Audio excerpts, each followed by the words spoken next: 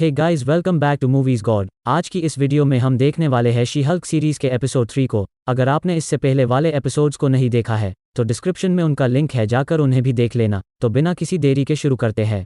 तो जैसा कि हमने एपिसोड 2 में देखा था कि जेनिफर ने एमिल ब्लॉन्स्की या अबॉमिनेशन को जेल से छुड़ाने की जिम्मेदारी ली थी, यानी उसके केस को हैंडल कर रही थी। पर एंड में हमने ये भी देखा था कि एमिल ब्लॉन्स्की अबॉमिनेशन बन के जेल तोड़कर भाग गया था और उसे किसी फाइटिंग क्लब में देखा गया था।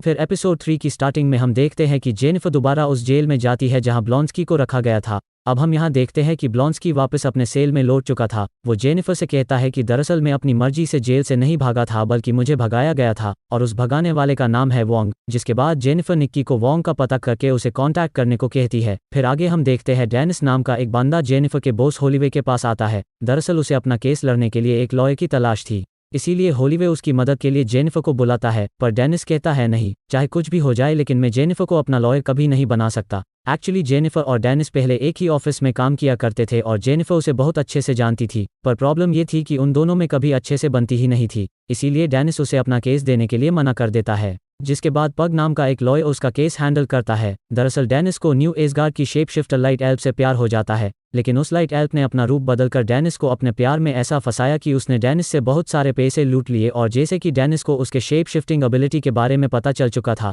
इसीलिए वो उसके खिलाफ केस लड़ना चाहता था। वहीं दूसरी ओर हम देखते हैं कि निक्की के कांटेक्ट करने पर वोंग चला आता है जेनिफर से मिलने और उसे कहता है, हाँ मैंने ही अबॉमिनेशन को जेल से निकाला था, क्योंकि मुझे सॉर्सरर सुप्रीम बनने की ट्रेनिंग के लिए एक तगड़े ओपोनेंट की तलाश थी, और जैसे ही मेरा काम खत्म हुआ मैंने खुद उसको वापस उसके सेल में पहुंचा दिया। फिर जेनिफर कहती है, ठीक है, पर आपको अबॉमिनेशन की सुनवाई के दिन दोबारा यहाँ आकर जजेस को सारी सच्चाई बतानी पड़ेगी, जिससे वोंग हाँ कर देता है। फिर सीन शिफ्ट होता है अबॉमिनेशन की सुनवाई के दिन, जहां जेनिफर जजेस को भरोसा दिला रही होती है कि अब ब्लॉन्स्की सच में सुधर चुका है और वो जेल से निकलने के बाद किसी का कोई भी नुकसान नहीं करेगा। जिससे जजेस कहते हैं कि हम कैसे मान ले ब्लॉन्स्की को अपने अबॉमिनेशन पर कंट्रोल है। तब इस बात को साबित करने के लिए ब्लॉन्स्की खुद को वही अबॉमिनेशन में बदल लेता है, जिसको देखकर सभी काफी डर जाते हैं। पर वो सबको ये प्रूव कर देता है कि उसे सच में अपने अबॉमिनेशन पर कंट्रोल है। तभी वहां वोंग भी पहुंच जाता है और वो जजेस को सारी सच्चाई बता देता है, जिससे जेनिफर फाइनली ये केस जीत जाती है और ब्लॉन्स्की को जेल से निकाल दिया जाता है। दूसरी ओर डेनिस का भी केस चल रहा होता है, पर उसके पास कुछ खास सबूत ना होने की वजह से वो ये केस जीत नहीं पा रहा था।